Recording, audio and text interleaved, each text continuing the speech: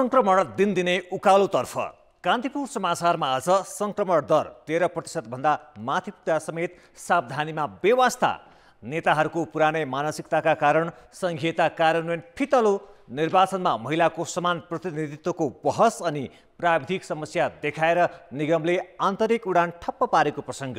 अन्तर्राष्ट्रियमा जापानमा घट्दो जनसङ्ख्याले निम्त्याएको समस्याको चर्चा र खेलकुदमा खेलाडी पलायनको कथा। नमस्कार, अब मुख्य समाचार। सेवाग्राहीलाई समयमै न्याय पाउन सकस। 81 जना न्यायाधीशको पद रिक्त। सरुवा हुनेहरू पनि बेलैमा नजाँदा न्याय खोज्दै अदालत पुग्नेलाई तारिख थमाउँदै फकाउँदै। कर्णाली प्रदेशमा मन्त्री फेरिएको फेरिए। संघीयताको 5 वर्षमा पनि रोग भोक र गरिबीको अवस्था भने उस्तै। यिनी 10वटा नङराख्ने खाएर हामीले खान पुग्दैन, तर पनि सरकार आएर हेरेको छैन। घाटा 48 अर्ब पुग्दा समेत वायु सेवा निगमको सुधारमा सरकार उदासीन। 5वटा जहाज 2 वर्षदेखि थन्काएर 1400 भन्दा बढी कर्मचारी पाल्नुपर्ने बाध्यता। जापानको जनसङ्ख्या 9 वर्ष यताकै कम। यस वर्ष 7 लाख बच्चा कम जन्मिए। 29% जनसङ्ख्या 65 वर्ष माथिको। र फुटबलमा भविष्य नदेखेपछि राष्ट्रिय टिमका खेलाडी धमाधम विदेशिँदै। युवा खेलाडीलाई टिकाइराख्न चुनौती। एन्फा भन्छ छलफल गर्छौं।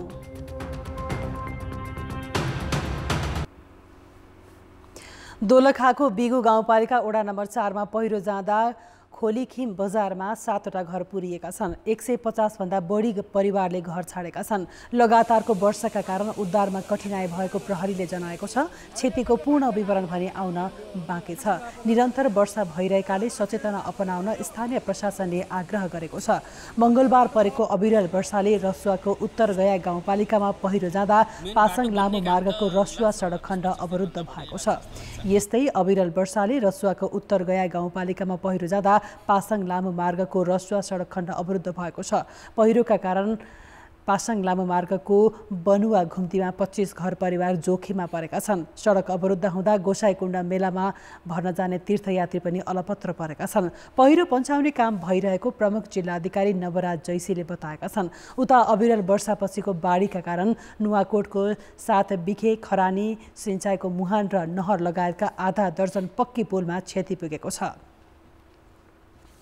सर्वोच्चदेखि जिल्ला अदालतसम्म 81 जना न्यायाधीशको पद रिक्त छ। त्यसमा न्याय परिषदले बल्ल पदपूर्तिको प्रक्रिया अगाडि बढाएको छ। त्यसबाहेक भएकै न्यायाधीशहरू पनि सरुवापछि तोकिएको ठाउँमा जान ढिलासुस्ती गर्दा केही अदालतमा न्याय निरूपण ठप्प जस्तै छ। बाँकेमा दरबन्दी अनुसार 8 जना न्यायाधीश थिए। तीमध्ये 7 जनाको साउन 10 गते सरुवा भयो। त्यस यता बाँके अदालतमा 1 जना मात्र न्यायाधीश छन्। मुद्दा हेर्ने र छिनोफानो गर्ने काम ठप्प जस्तै छ। 1 वर्ष भयो सर, अब हामी यहाँ धाउन लागेको। अब आज पनि पेशी थियो, श्रीमानहरू नभएको कारणले अब हाम्रो पेशी फेरि भदौको 26 गतेलाई सारिएको छ। अब हामी यसरी लगातार आइ गर्छौँ। दैनिक 50 देखि 60 वटा मुद्दा फैसला हुने गरेको जिल्ला अदालतमा न्यायाधीश अभावले कामकाज नै रोकिएपछि सेवाग्राहीलाई तारिख दिएर फर्काउने गरिएको छ। श्रीमानहरू चाहिँ आइ नसकेको अवस्थामा चाहिँ हुनुपर्ने जुन फैसला हो त्यो चाहिँ अलिकति विलम्ब भएको अवस्था मात्रै हो। अन्य कार्यहरू चाहिँ यथावत सुचारू नै छन्। अहिले सर्वोच्च अदालतमा 2, उच्च अदालतमा 5 मुख्य न्यायाधीश तथा 27 न्यायाधीश र जिल्ला अदालतमा 47 जना गरी 81 जना न्यायाधीशको पद रिक्त छ। तर नियुक्ति प्रक्रियामा ढिलाइ हुँदा समग्र न्याय सम्पादन नै प्रभावित बनिरहेको छ। हामी संस्थागत रूपमा भन्दाखेरि अब हामी क्षमा नै माग्नु पर्ने हुनसक्छ। तर अब हामीले चाहिँ भन्दाखेरि जुन ठाउँमा तोकिने भएको छ न्यायाधीशहरू, उहाँहरूलाई आफ्नो ठाउँमा खाली खाल्टा नपार्नुहोस् है, गएर कोही चाहिँ चाँडो पुगिदिनुहोस् है भनेर भनेका छौँ। र सानातिना कामहरू चाहिँ रोकिने अवस्था चाहिँ छैन। मुद्दै हेर्ने अवस्था चाहिँ सबै अब भनौँ न, अब पहिली सरो हुनुभन्दा अगाडिको अवस्थामा जानलाई चाहिँ अब 1 हप्ता जति टाइम लाग्न सक्छ। न्यायपालिकामा जुन खालको ढिलासुस्ती छ र अहिले न्यायाधीशको सरुवा भयो, उहाँहरू टाइममा गइदिनु भएन, तदारुकता साथ अप्नाउनु पर्यो। जस्तो सर्वोच्च अदालतमा अहिले पेशी व्यवस्थापन गरेर शुक्रबार पनि 5 बजेसम्म पेशीहरू तोकिराखेको अवस्था छ। दोहोऱ्याइ पाउने निवेदनहरू हेरिराखेको अवस्था छ भने जिल्ला अदालतहरूले पनि त्यो कुरा सिरियसली लिनु पर्यो। एकातिर अदालतमा न्यायाधीश नहुनु, अर्कोतिर मुद्दाको चाङ लाग्नु सबैभन्दा मार आम नागरिकलाई परेको छ। अहिले पनि सर्वोच्चदेखि उच्च र जिल्ला अदालतमा 1,50,000 भन्दा धेरै मुद्दा छिनोफानो हुन सकेका छैनन्। त्यसैले सेवामा असर पर्न नदिन न्यायाधीश नियुक्तिदेखि न्याय क्षेत्रको दीर्घकालीन सुधारका योजना र कार्यान्वयन जरुरी छ। कान्तिपुर समाचारका लागि जिल्ला सहकर्मी सविता जीसीको सहयोगमा क्यामेरामा विनोद कोजुका साथ सुबिन्द्र श्रेष्ठ, काठमाडौँ। अब जनताको आवाज हामीले 7 प्रदेशमा सोधेका छौँ। अदालतबाट हुने न्याय निरूपणमा किन ढिलाइ भएको होला? जनताको आवाज। पैसाले गर्दा न्याय चाहिँ ढिलो र महँगो भइरहेछ। नेताको इसारामा चल्ने न्याय प्रशासन कस्तो होला त? कर्मचारी जीवहरू हुनुहुन्छ, उहाँहरूले आफ्नो कर्तव्य निर्वाह अलि राम्रो नगरेको। माथिल्लो तहको नेताहरू छ, त्यसबाट पनि यहाँ प्रेसर केही आउने। कर्मचारीको सरुवा पनि भइरहने। अदालत राजनीतिसँग जोडिएका विभिन्न अधिवक्ताहरू पनि यो न्यायाधीशहरूमा चाहिँ नियुक्ति हुने। राजनीतिक हस्तक्षेप भयो। कानुनी उपचार कुनै वकिलको सहायताले जानुपर्ने, त्यसले गर्दा पनि पहुँचवालाहरूले को मुद्दाहरू भयो भने अलि छिटो सकिने। पीडक पक्षहरूले चाहिँ छिटै न्याय पाउने अथवा उनीहरू चाहिँ राजनीतिक हस्तक्षेपको कारणले गर्दाखेरि छुट्ने र पीडित अझ पीडामा पर्ने गरेको छ। पीडक र पीडितबाट पैसा पनि असुल्नका लागि पो त्यो काम भइरहेको छ कि जनशक्तिको अभाव। राजनीतिक हस्तक्षेप बन्द हुन पर्यो। पीडितले छिटै न्याय पाउनु पर्यो, कसैमाथि हस्तक्षेप गर्नु भएन। पटक पटक मुद्दाका पेशीहरू सारेर चाहिँ मान्छेहरूलाई धेरै दुःख दिने खालको प्रवृत्ति छ। न्यायालयभित्र चाहिँ राजनीतिकरण हुन भएन। न्यायाधीशहरूले चाहिँ मुद्दा फैसला गर्नेतर्फ रुचि राख्ने भन्दा पनि विभिन्न आदेशहरू गरेर मुद्दाको फैसला गर्ने चाहिँ समय सारिरहने अवस्था। कार्यविधि पुरा गर्नुपर्ने अदालतलाई बाध्यात्मक परिस्थिति हुन्छ।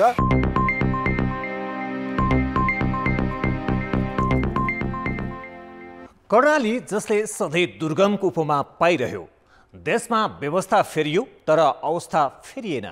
यहाँका जनता अहिले पनि रोग, भोक र गरिबीले पिल्सिएकै छन्। विकेन्द्रीकृत राज्य संरचना अनुसार 2074 सालमा कर्णाली प्रदेश सरकार त बन्यो, तर कर्णालीवासीका दुःख उस्तै रहे।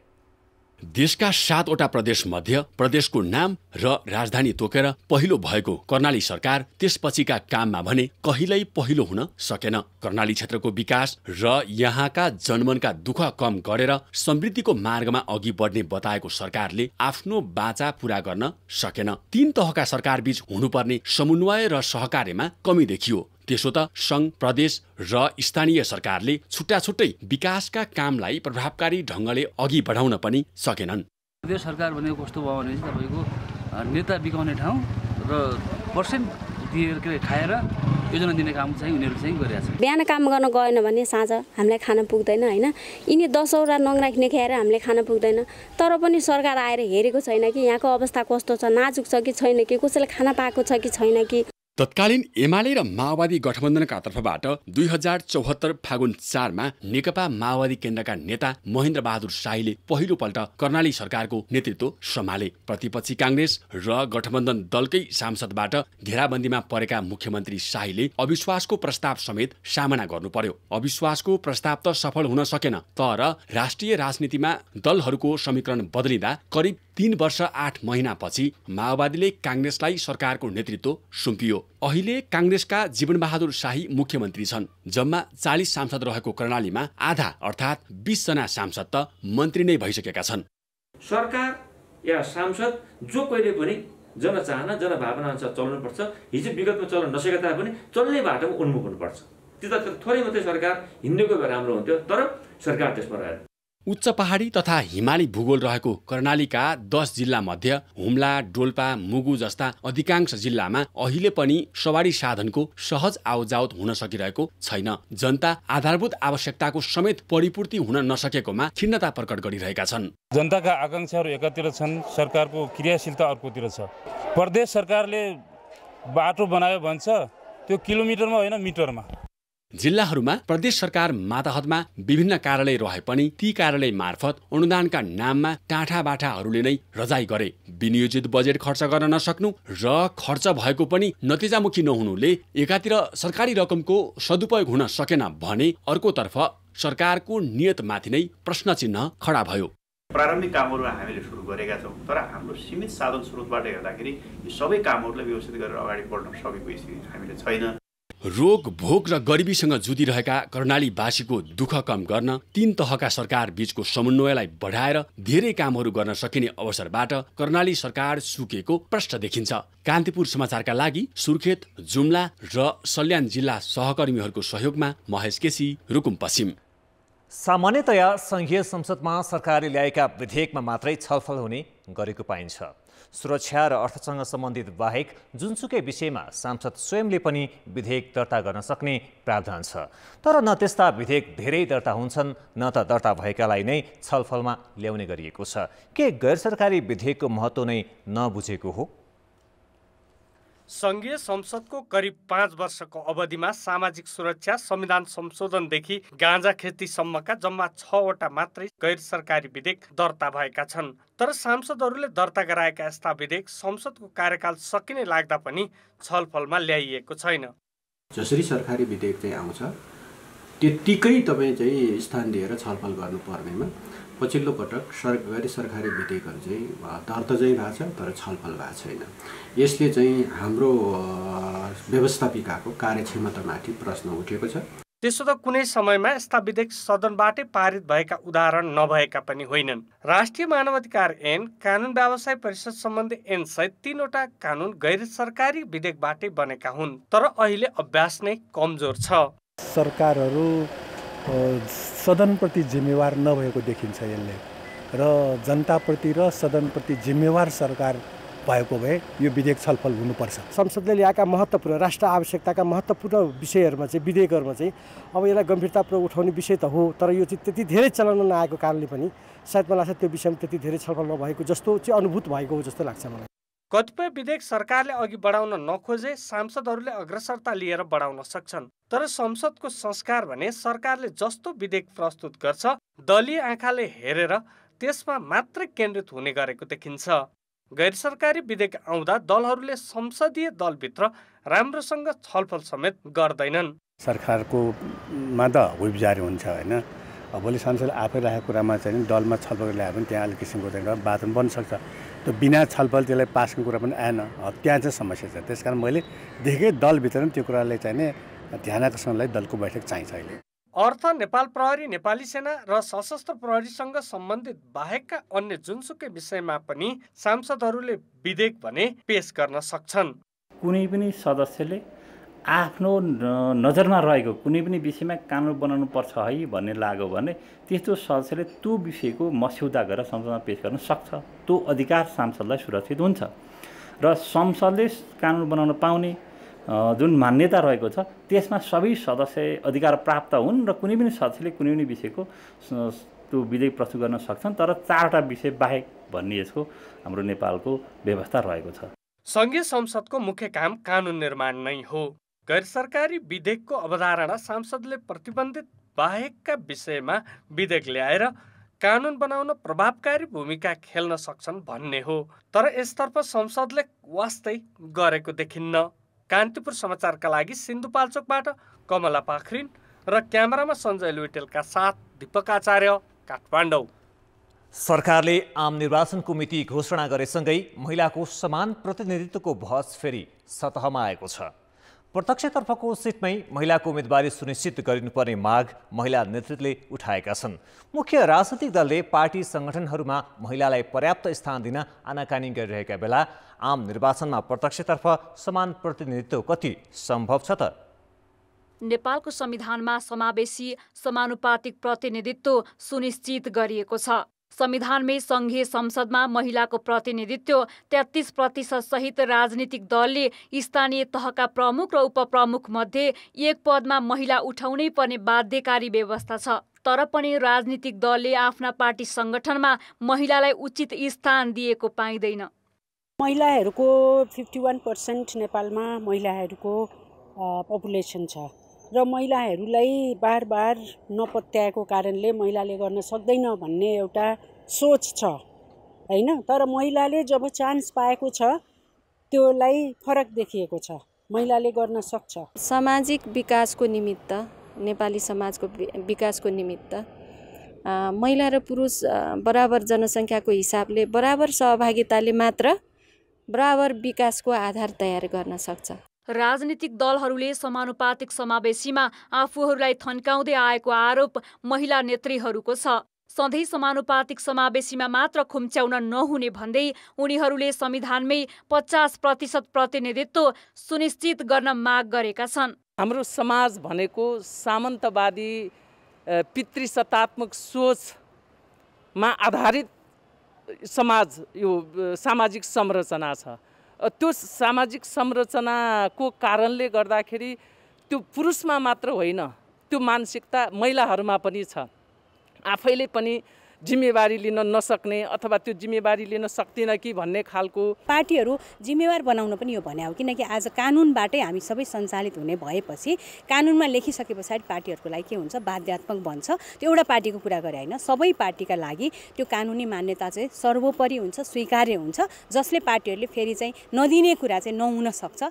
पुरुषको भन्दा महिलाको जनसङ्ख्या धेरै छ, तर पनि नेतृत्व तहमा महिला सहभागिता निकै कम छ। महिलाले प्रतिस्पर्धा गर्न सक्दैन भन्ने पुरुषको सोच र महिलाले आफूलाई प्रतिस्पर्धीका रूपमा नलिँदा आरक्षणमै सीमित गर्ने प्रवृत्ति पनि बदलिएको छैन। त्यही कारण दलहरूले प्रत्यक्षतर्फ 50% महिला उम्मेद्वार उठाएर समान सहभागिताको प्रत्याभूति दिलाउनुपर्ने राजनीतिक विश्लेषकहरू बताउँछन्।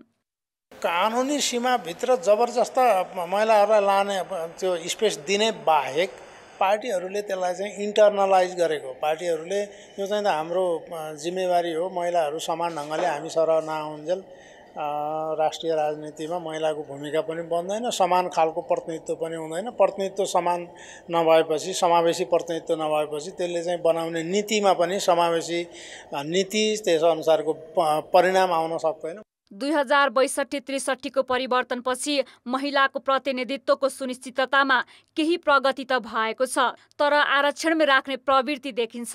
2064 सालको पहिलो संविधान सभामा प्रत्यक्षबाट 30 र समानुपातिकबाट 171 जना महिला सहभागी थिए। त्यसपछि भने प्रत्यक्षमा निर्वाचित महिलाको संख्या घटेको छ। 2070 सालको दोस्रो संविधान सभामा पुगेका 176 महिला सदस्य मध्ये 10 जना मात्रै प्रत्यक्षमा निर्वाचित थिए। 2074 सालको संघीय संसदमा 112 जना महिला पुगे पनि प्रत्यक्षबाट 6 जना मात्र छन्। यसरी प्रत्यक्षबाट निर्वाचित महिलाको संख्या घट्दै गएका बेला 50% सुनिश्चितताको मागले दलहरूलाई दबाव भने परेको छ। कान्तिपुर समाचारका लागि पोखरा सहकर्मी ऋषिकान्त पौडेल र क्यामेरामा विकास जोशीका साथ अञ्जना लामिछाने, काठमाडौँ। ब्रेकपछि समाचारमा पुनः स्वागत छ। फोहोर उठाउन नसक्दा काठमाडौँ उपत्यका पुनः दुर्गन्धित हुन थालेको छ। फोहोर मैला व्यवस्थापन गर्न काठमाडौँ महानगरपालिकाको मात्रै भर नपरी सङ्घीय सरकारले नै सहजीकरण गर्न विज्ञले सुझाव दिएका छन्। उपत्यकाबाट 1 महिनादेखि नियमित रूपमा फोहोर उठ्न सकेको छैन। सोमबारदेखि त झन् फोहोर उठेकै छैन। यसले उपत्यकाका सडकमा फोहोरको थुप्रो लागेको छ। विज्ञहरूले राजधानीको फोहोर व्यवस्थापनमा अग्रसरता लिन सङ्घीय सरकारलाई सुझाव दिएका छन्। भन्दा पनि त्यहाँ धेरै अपराध कर्महरू मिसिएको छ। त्यसलाई चाहिँ अब त्यो सरकारले छुट्याउनु पर्यो, त्यो महानगरले गर्न सक्दैन। र बाँकी जो त्यो पञ्चरे डाँडाका जुन प्रभावित जुन बासिन्दाहरू हुन् उनीहरूका चाहिँ जायज मागहरू के हुन्, ती जायज मागलाई राम्रोसँग सम्बोधन गर्नुपर्छ। बाँकी अपराध कर्म गर्नेहरूलाई कानुन बमोजिम कारवाही गर्नुपर्छ। काठमाडौँको फोहोरमाथि वर्षौँदेखि राजनीति भइरहेको छ। पछिल्लो समय बन्सरे डाँडामा फोहोर व्यवस्थापन गर्न थालिए पनि त्यहाँ पनि पटक पटक अवरोध हुने गरेको छ। सरकार तथा महानगरले विभिन्न चरणमा छुट्टा छुट्टै समूहसँग सम्झौता गरे पनि समस्या ज्यूको त्यों छ।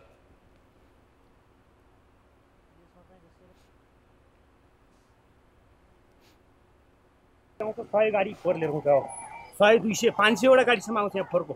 अब नगरपालिकाले बनाइदिनु पर्दैन त्यति। हेर्नुहोस् ल, यस्तो बिजोग छ, एकजना हस्पिटल लानु पनि ठाउँ छैन। भुवनेश्वरी मन्दिर छ, माथि तारकेश्वर धाम छ। यहाँ चाहिँ यो सोमबारको बेलामा, एकादशीको टाइमहरूमा, अब यो दसैँको नवरात्रमा हजार चाहिँ मान्छेहरू आउँछन् यहाँ जानलाई।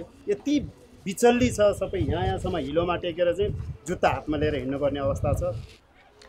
ल्यान्डफिल साइट क्षेत्रका बासिन्दाले विभिन्न माग राख्दै फोहोर ढुवानीमा अवरोध गर्दै आएका छन्। समस्या समाधान गर्न महानगरपालिकाले गरेको प्रयास सफल हुन सकेको छैन। अब जनमतको अन्तिम परिणाम। जनमतमा हिजो हाम्रो प्रश्न थियो, राष्ट्रिय क्रिकेट टोलीका नयाँ प्रशिक्षकका चुनौती के हुन्? ए. ब्याटिङको स्तर वृद्धि, बी. ज्ञान र खेलाडीबीच समन्वय र सी. नतिजामा सुधार। जनमतको अन्तिम परिणाम यस्तो छ, ए. ब्याटिङको स्तर वृद्धिमा 49%, बी. ज्ञान र खेलाडीबीच समन्वयमा 30% र सी. नतिजामा सुधारमा 21% मत प्राप्त भएको छ। अब जनमतमा आजको प्रश्न। जनमतमा आज हाम्रो प्रश्न छ, काठमाडौँ उपत्यकाको फोहोर व्यवस्थापनमा सधैँ किन किसलो हुने गरेको होला? ए. समन्वय अभाव, बी. व्यवस्थापकीय अक्षमता र सी. राजनैतिक दाउपेच। जनमतको अन्तिम परिणाम भोलि साँझ 8 बजेको कान्तिपुर समाचारमा प्रसारण गर्नेछौँ। कृपया NEWS news space A, B वा C टाइप गरी 34001 मा SMS गरी आफ्नो मत व्यक्त गर्नुहोला। मुलुकको एकमात्र राष्ट्रिय ध्वजावाहक नेपाल वायु सेवा निगमको आन्तरिक उडान आज ठप्प भयो। आन्तरिक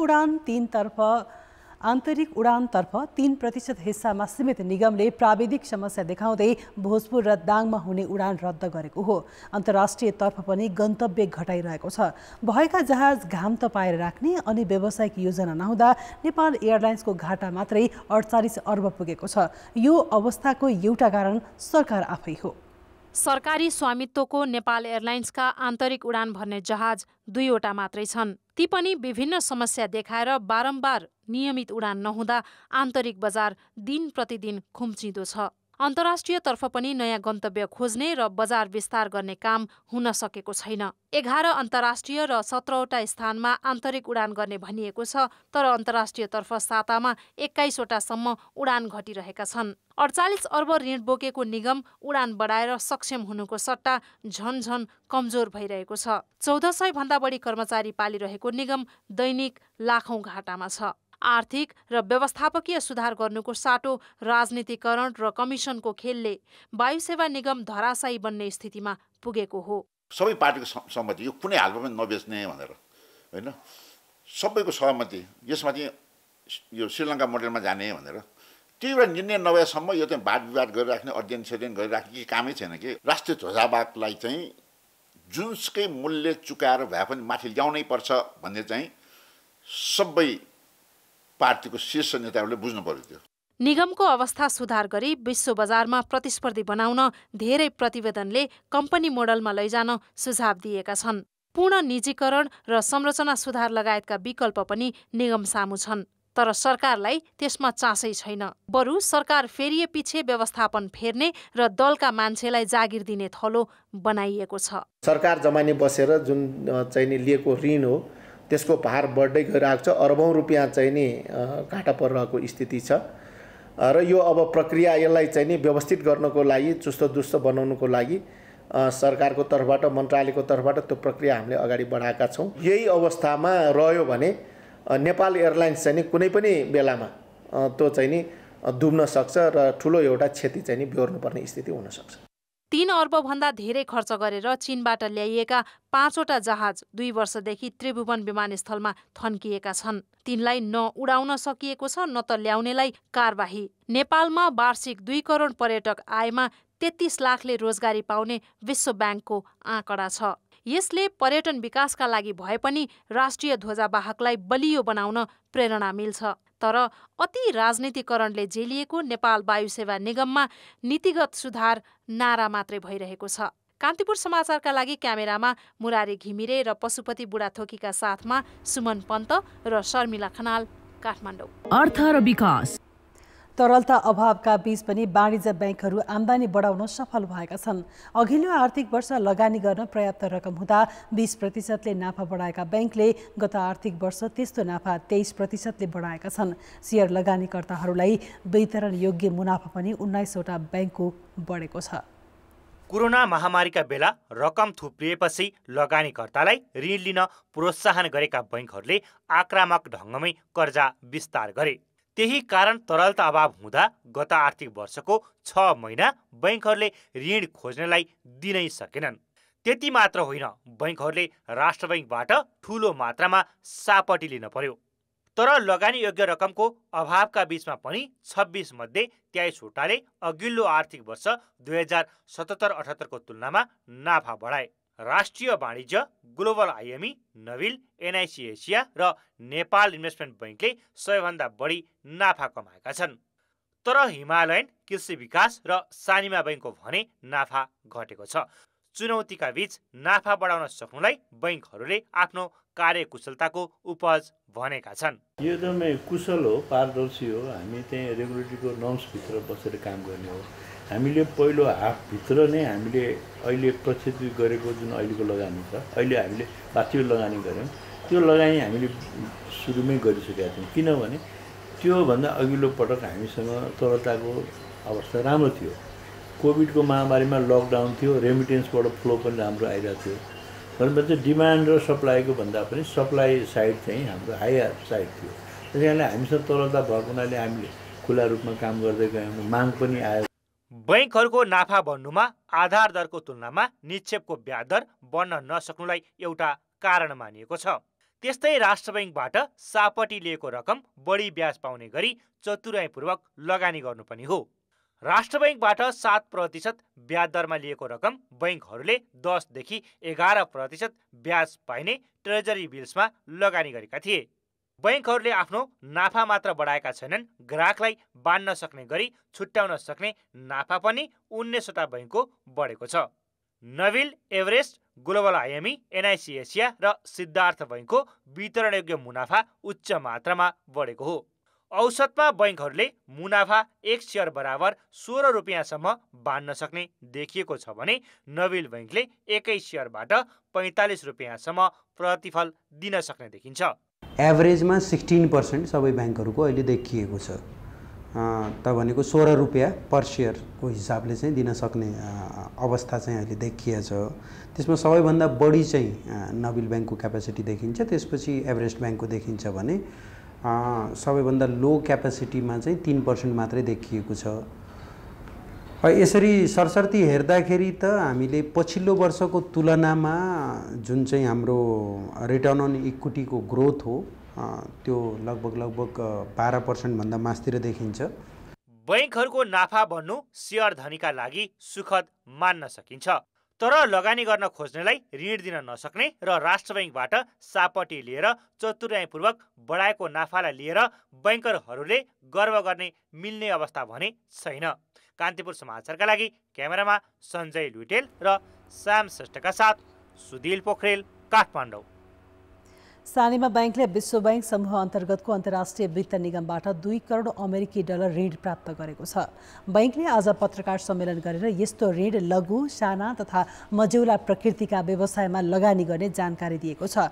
पछिल्लो समय बैंक तथा वित्तीय संस्थामा तरलता अभावको समस्या छ। ऋण माग्न आउनेलाई रकम दिन नसक्ने अवस्था नआओस् भनेर सानिमा बैंकले अन्तर्राष्ट्रिय वित्त निगमबाट ऋण ल्याएको हो। सानिमा बैंकको 35% कर्जा लघु तथा साना उद्योगी व्यवसायमा गएको छ। अब यस्तो लगानी झनै बढ्ने देखिन्छ। कृषि सामग्री कम्पनीले 18,000 टन मल 1 हप्ताभित्रै देशभरका डिपोमा पुर्याउने जनाएको छ। धान रोप्ने समयमा मल ल्याउन नसकेको कम्पनीले गोड्ने बेलामा भने अभाव हुन नदिने दाबी गरेको छ। कृषि सामग्री र साल ट्रेडिङले खरिद गरेको 1 लाख टन मल भदौभित्र आइपुग्ने सरकारी भनाइ छ। 18,000 टन हाम्रो बिग्रिसकेको छ। अब 2500 को र्याक आज भर्खर लाग्यो। अहिले हाम्रो सर्भर पठाइसकेका छौँ त्यहाँ, त्यो पनि अब बोल्दैखेरि हुन्छ। परिचालन सबैतिर सुरु भइसक्यो, सबै कार्यालयमा धमाधम पुग्दैछ।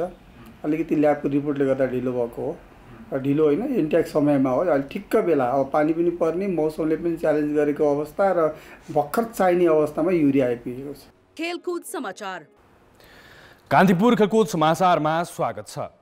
नेपाली फुटबल खेलाडीहरू आजभोलि मैदानमा होइन त्रिभुवन अन्तर्राष्ट्रिय विमानस्थलमा भेटिन्छन्। राष्ट्रिय टिम र ए डिभिजन लिगका ती खेलाडी कुनै अन्तर्राष्ट्रिय प्रतियोगिता खेल्न भने गएका होइनन्। नेपाली फुटबलमा आफ्नो भविष्य सुरक्षित नदेखेपछि विदेशिएका हुन्। फुटबल छोडेर विदेशी नै खेलाडीको संख्या दिनदिनै बढ्दा पनि अखिल नेपाल फुटबल सङ्घ इन्फाले चासो दिएको देखिन्न, न त राष्ट्रिय खेलकुद परिषदले नै अभिभावकको भूमिका खेल्न सकेको छ। ललितपुरको सातोबाटो स्थित एन्फा कम्प्लेक्समा अभ्यासरत यी खेलाडी अन्डर-20 एएफसी कप छनौटको तयारीमा छन्। प्रशिक्षक मेघराज केसीलाई भने छनौटभन्दा बढी चिन्ता भर्खरै भारतमा सम्पन्न साफ च्याम्पियनसिप खेलेर फर्किएको टिमका खेलाडीलाई कसरी जोगाउने भन्नेमा छ। किनभने घरेलु फुटबलका खेल नहुँदा राष्ट्रिय स्टार खेलाडीहरू धमाधम विदेश जाँदैछन्। सिनियरलाई हेर्दै फुटबल खेल्न सुरु गरेका युवा खेलाडीले पनि आफ्नो भविष्यबारे प्रश्न सोध्न थालिसके। टिम र खेलाडीलाई हामीले बचाइराख्ने चाहिँ कसरी? भोलि अब हामीले यो अन्डर-20 को प्रोग्राम सिद्धिसकेपछि यो प्लेयरहरूले गर्ने के यो प्लेयरहरू त फेरि यो प्रोग्राम सिद्धेस त आफ्नो घरमा फर्केर जान्छ। फर्केर गइसकेपछि यिनीहरूले जानेको त फुटबल हो नि।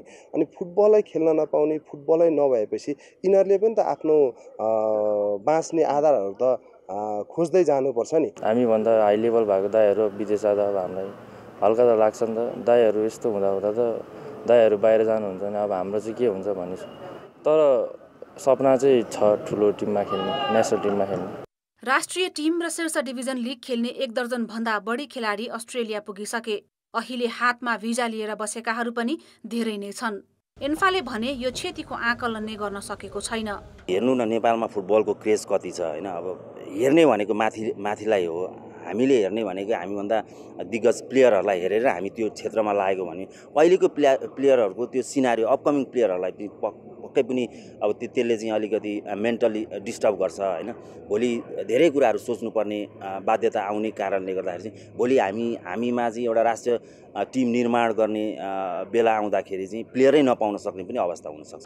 फुटबल गतिविधि ठप्प हुँदा प्रशिक्षक, रेफ्री, फिजियो लगायत अन्य प्राविधिक व्यक्तिहरू पनि पलायन भइरहेका छन्। तर एन्फाको मौनताप्रति सरकारले पनि निगरानी गरेको छैन। यति गम्भीर स्थिति उत्पन्न हुँदा पनि राष्ट्रिय खेलकुद परिषद किन चुपचाप छ त? राष्ट्रिय खेलकुद परिषदको पनि एउटा गम्भीर ध्यान आकर्षण सहित अब म एउटा छलफल पनि गर्नेछु। किनभने यो विभिन्न स्टेक होल्डरसँग एउटा छलफल गरेर खास गरिकन फुटबलको सन्दर्भबाट हेर्ने हो भने यति धेरै पब्लिकमा रुचाइएको आकर्षण भएको खेल भइकन पनि यो खेलको खेलाडीहरूले खेल्ने धेरै प्रतियोगिताहरूको वातावरण बन्यो भने बाहिरिनुपर्ने परिस्थिति हुने छैन र त्यो नहुन दिनका लागि मेरो ध्यान आकर्षण भएको छ। नेपाली खेलाडी त्यति धेरै महत्त्वाकांक्षी पनि छैनन्। तर खेलेर जीवन धान्ने स्थिति नभएपछि उनीहरू मुलुक नै छाडेर गइरहेका हुन्। खेलाडीलाई पलायन हुनबाट रोक्नु राज्यको कर्तव्य होइन र? कान्तिपुर समाचारका लागि पोखराबाट भूपाल गुरुङ, क्यामेरामा मुरारी घिमिरेका साथ सबिना कार्कीको रिपोर्ट। कान्तिपुर खेलकुद समाचारहरूलाई यति नै। अब मौसम सम्बन्धी जानकारी।